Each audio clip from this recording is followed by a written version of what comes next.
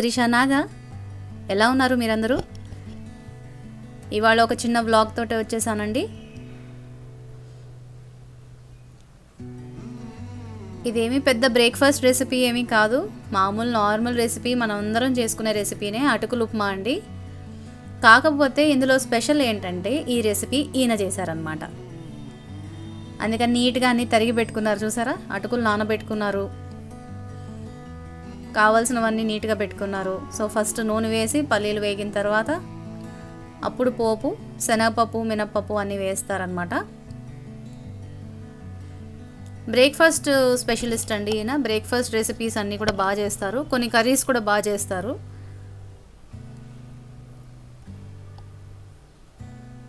పోపు అంతా వేగుతోంది కదా, ఈ లోపల జీలకర్ర యాడ్ చేశారు.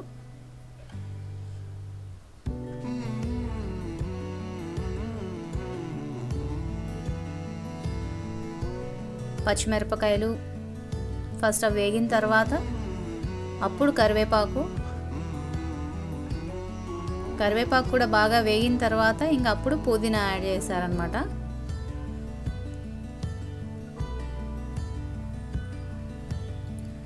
కెమెరా ఉందని వెనక నుంచి అరుస్తుంటే అప్పుడు నీట్గా చేశారండి, లేకపోతే ఇంత నీట్గా అస్సలు చేయరనమాట.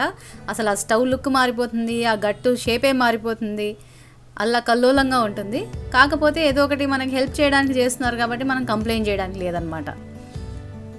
ఇవన్నీ ఉల్లిపాయ వేశారు కాబట్టి తొందరగా వేగడానికి ఉప్పు అండ్ పసుపు, మొత్తం ఉప్మాకి సరిపడా, అటుకులకి కూడా సరిపడా ఉప్పు పసుపు ఇందులోనే వేసేసుకుంటాం కదా, అలాగే వేశారు. చూడండి, ట్రైనింగ్ బాగానే ఇచ్చానా లేదా? రెసిపీ చేసిన తర్వాత చెప్పండి, ఎందుకంటే ఆయనకు అంతకుముందు టీ పెట్టుకోవడం కూడా రాదనమాట. యూఎస్ వెళ్ళినప్పుడు ఫస్ట్ టైం బాగా సఫర్ అయ్యారు, ఇంకా దెబ్బకి ఆ ఎక్స్పీరియన్స్తో వంట నేర్చుకున్నారు. ఇంకా అప్పటి నుంచి నో లుకింగ్ బ్యాక్. కొన్ని రెసిపీస్ చాలా బాగా చేస్తారు. సో ఇలా మధ్య మధ్యలో మీకు ఇలాంటి రెసిపీస్ కూడా చూపెడుతూ ఉంటాను అనమాట, ఈయన చేసినవి. రెగ్యులర్గా మనం చేసుకునేవి అయినా కానీ ఆయన స్టైల్లో ఎలా చేస్తారో మీకు కూడా తెలుస్తుంది కదా. ఉల్లిపాయలు బాగా వేగిపోయిన తర్వాత పచ్చి బఠానీ,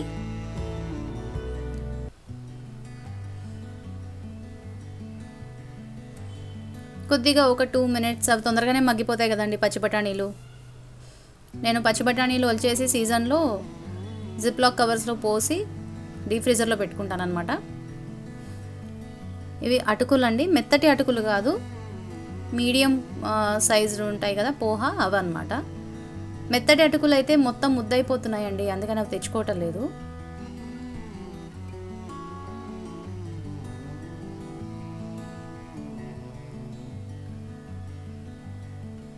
అటుకులు కూడా కడిగేసిన అటుకులు, నానబెట్టుకున్న అటుకులు కూడా వేసేసిన తర్వాత బాగా కలిపేసుకుని కొద్దిగా నీళ్లు జల్లి మూత పెట్టుకుంటే చాలా బాగుంటుందండి రుచి. ఇంకా అప్పుడు చల్లారినా కానీ గట్టిపడదు అనమాట ఉప్మా. కొంచెం నీళ్లు జల్లి మూత పెట్టుకుని మగ్గనిస్తే బాగుంటుంది.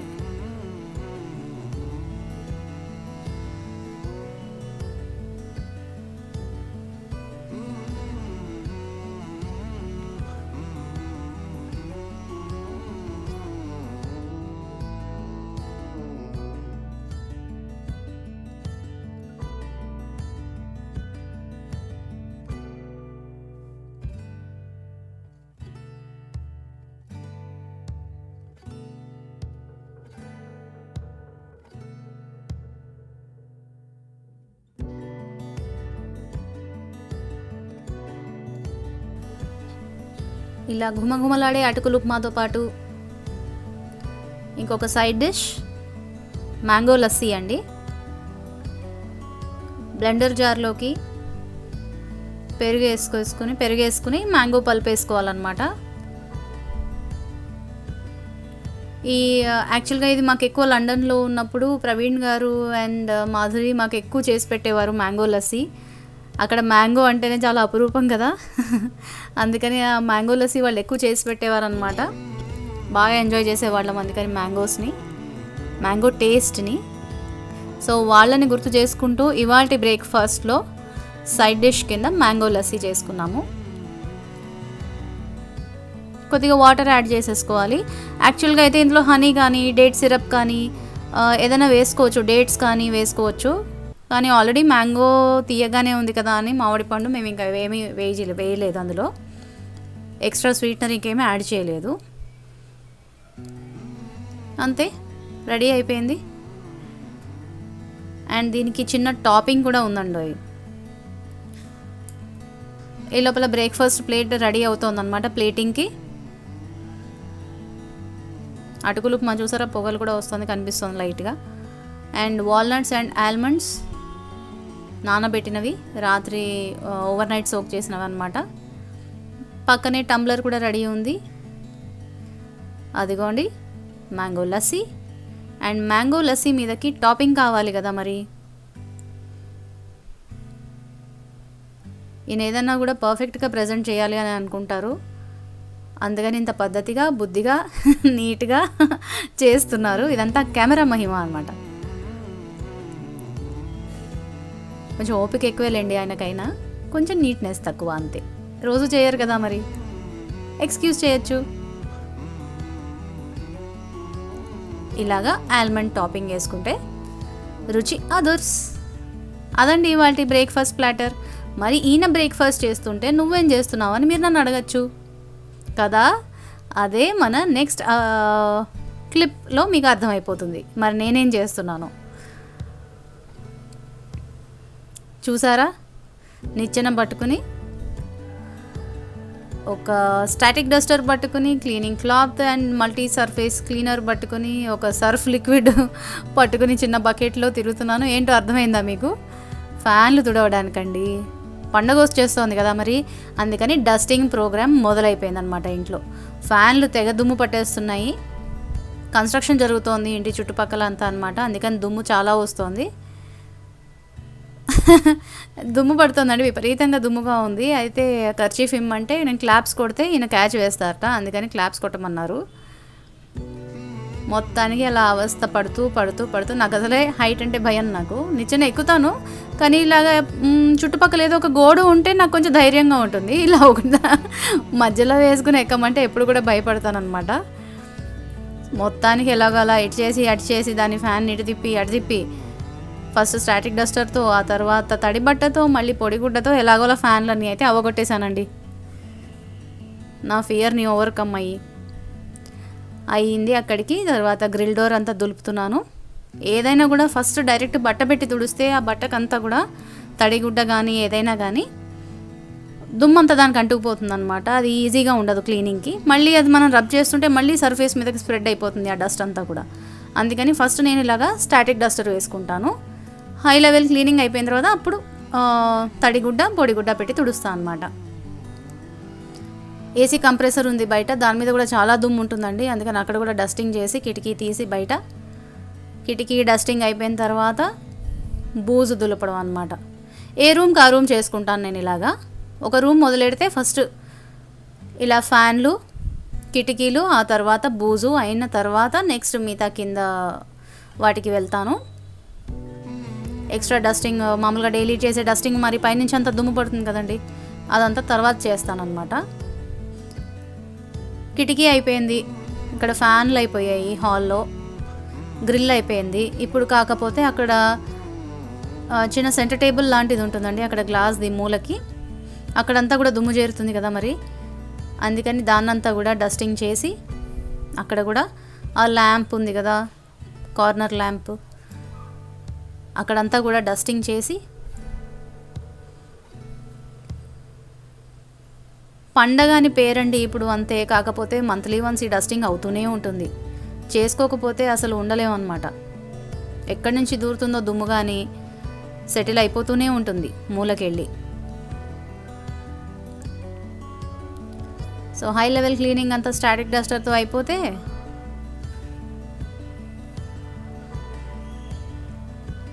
మనం పొట్టి కదా, మన ఆయుధం మనకు ఉండాలి కదా స్టూలు, అందుకని స్టూల్ తెచ్చుకున్నాను.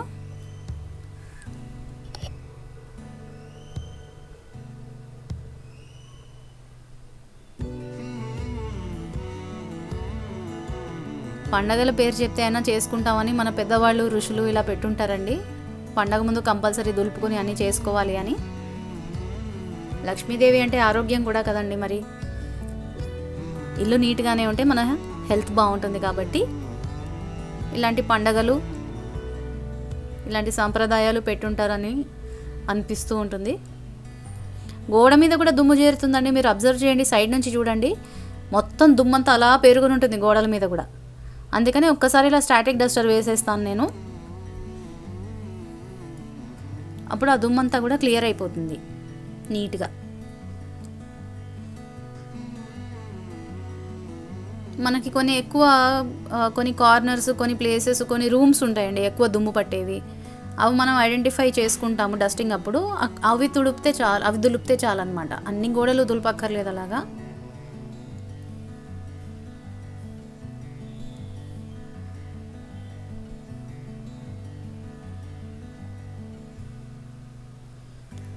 నెక్స్ట్ డీప్ క్లీనింగ్ అండి, సోఫాస్వి. మరి కుషన్ కవర్లు అన్నీ మార్చేసుకోవాలి కదా. కాకపోతే నేను ఒకటే సెట్ తీసుకున్నాను కుషన్ కవర్సు. ఇవే ఉతికి ఇవి తుక్కు రేగితే కానీ ఇంకో సెట్ కొనకూడదని డిసైడ్ అయ్యాను. లేకపోతే జనరల్గా ఒక్కొక్క దానికి 3 సెట్లు కొనడం అలవాటు నాకు. కానీ సరే అలా వద్దు, అలా చేయకూడదు అని చెప్పి కొద్దిగా కంట్రోల్ చేసుకుని కొనలేదు వాటికి. ఒకసారి ఇలా సోఫావి కుషన్స్ అన్నీ కూడా తీసేసి మారుస్తాను, ఇటు అటు మొత్తం మారుస్తాను అనమాట, జంబుల్ చేస్తాను. దాంతో అన్నీ ఒకటే చోట మనం రిపీటెడ్గా కొన్ని ప్లేసెస్లోనే ఎక్కువ కూర్చుంటాం కదా ఒక సైడ్ ఆఫ్ ది సోఫాకి, అప్పుడు ఎక్కువ అవే అణిగిపోకుండా ఉంటాయి, యూనిఫామ్గా ఉంటాయి అన్నమాట. ఆ వేర్ అండ్ టేర్ అన్నది యూనిఫామ్గా ఉంటుంది. సో అందుకని అన్నీ తీసి ఆ రీపర్స్ దగ్గర అక్కడంతా కూడా బూజు పడుతుందండి, నెలకు ఒకసారి చేసినా కానీ. అదంతా దులిపి స్టాటిక్ డస్ట్ అయిన తర్వాత ఒక్కసారి ఇలాగా క్లాత్ తోటి ఒక వైప్ ఇచ్చేస్తే నిగలాడుతూ సోఫాలు రెడీ అయిపోతాయి. డైలీ ఎలాగో మనం పైన తుడుస్తూనే ఉంటాం కాబట్టి పర్వాలేదు.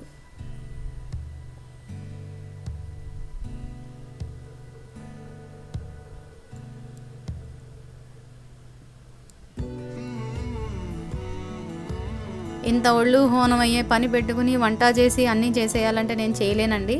ఏదో ఒకటే చేయగలను, అయితే అటు వంట లేకపోతే ఇటు క్లీనింగ్. ఆయనకి ఈ పని రాదు కాబట్టి గ్యారంటీగా ఇది నేనే తీసుకోవాలి. హోల్ అండ్ సోల్ రెస్పాన్సిబిలిటీ నాదే అనమాట క్లీనింగ్ అంతా కూడా. కాబట్టి ఆయన బ్రేక్ఫాస్ట్కి హెల్ప్ చేస్తా అన్నారు. డెఫినెట్గా నేను ఆ హెల్ప్ తీసుకున్నాను, చాలా హెల్ప్ అయింది కూడా. థ్యాంక్ యూ వెరీ మచ్ అండి.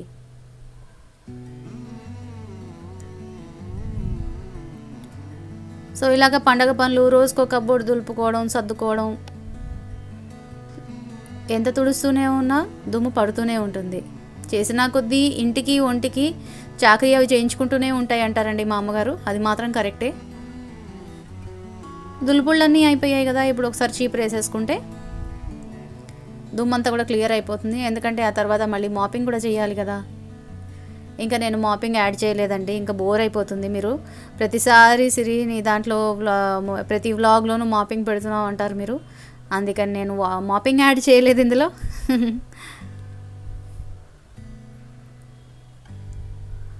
సో మధ్యలో ప్రణవ్ కాసేపు అలా పైన టీవీ పైన షెల్ఫ్స్ తుడిచిపెట్టాడనమాట. టీం వర్క్ అండి, టీం వర్క్.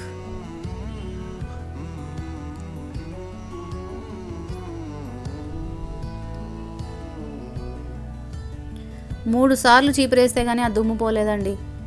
2 చాటల బూజు వచ్చింది, ఒక ఓన్లీ హాల్కి మాత్రమే. ఇప్పుడు నేను చూపెట్టే వీడియో అంతా కూడా ఓన్లీ హాల్ మాత్రమే చూపెడుతున్నాను. ఇలాగా ఇంత డీటెయిల్డ్గా, ఇంత డీప్ క్లీనింగ్ ఎవ్రీ రూమ్ చేసామన్నమాట. అమ్మో ఒళ్ళు హోనం అయిపోయింది. సో మళ్ళీ అన్నీ తీసినవన్నీ ప్లేసెస్లో పెట్టేయాలి కదా. అందుకని ఒకసారి ఆ సెంటర్ టేబుల్ కూడా తుడిచేసి మధ్యలో నడుము సాఫ్ చేసుకుంటూ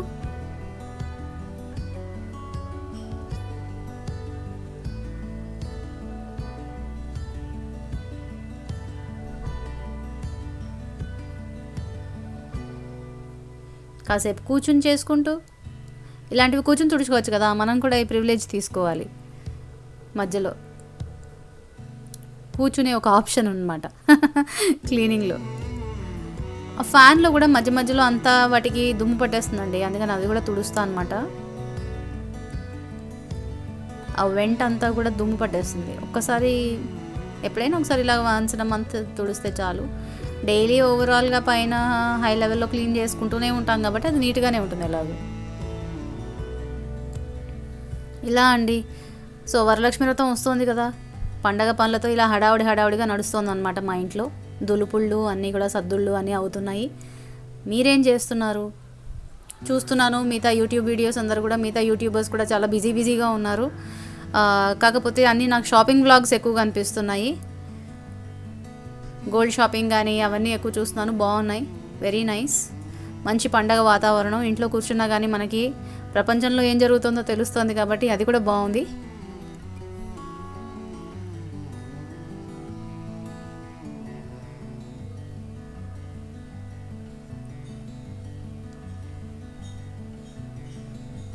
తీయడం అన్నీ ఒక ఎత్తండి, తీసేటప్పుడు బాగానే తీసేస్తాము. కాకపోతే అంతా చేసి తర్వాత మళ్ళీ వాటిని వాటి ప్లేసుల్లో పెట్టేటప్పుడు ఉంటుంది చూడండి, అదనమాట.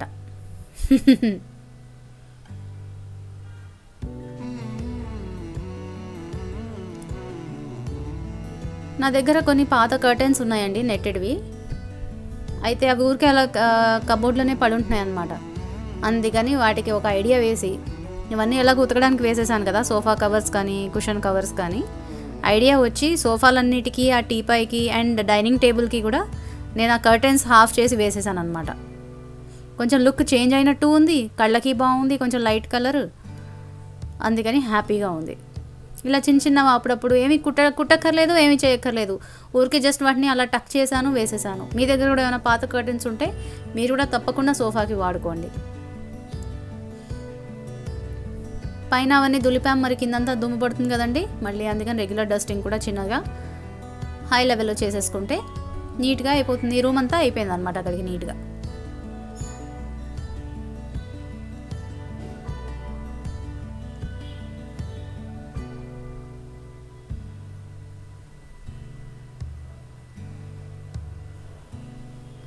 మళ్ళీ చీపురేసాను చూసారా, ఇప్పటికి ఇది నేను 3rd టైం వేయడం. లేకపోతే మాప్ అసలు మనకు కదలదనమాట, ఇంకా అంత బూజుంది, అంత దుమ్ముంది ఫైన్ డస్ట్ కిందంతా కూడా. ఏమీ జరగకపోతే బాగానే ఉన్నట్టుంది నీట్గా, కానీ ఒక్కసారి తీసి దులిపామా బూజంతా బయటకు వచ్చేస్తుందండి.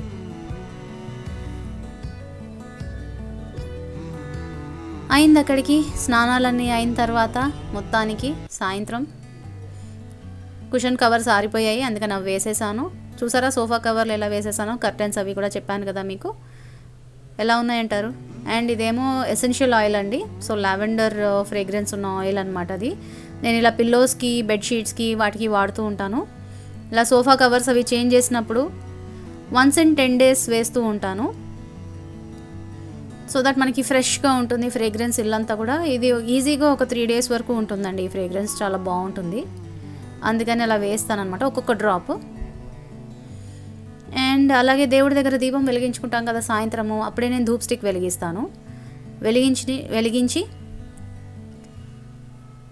ఇలాగ ఇల్లంతా కూడా ఒకసారి గడప గౌరికి కానీ, ఇక్కడ పక్కన వెంకటేశ్వర స్వామి ఉంటాడు కదా ఆయనకు కానీ, కింద కృష్ణుడు ఉన్నాడు కాబట్టి పై మీద ఆయనకు కానీ, అలా అందరికీ ఒకసారి హాయ్ చెప్పి దండం పెట్టుకుని సాంబ్రాణి ధూపం వేసి ధూప్ స్టిక్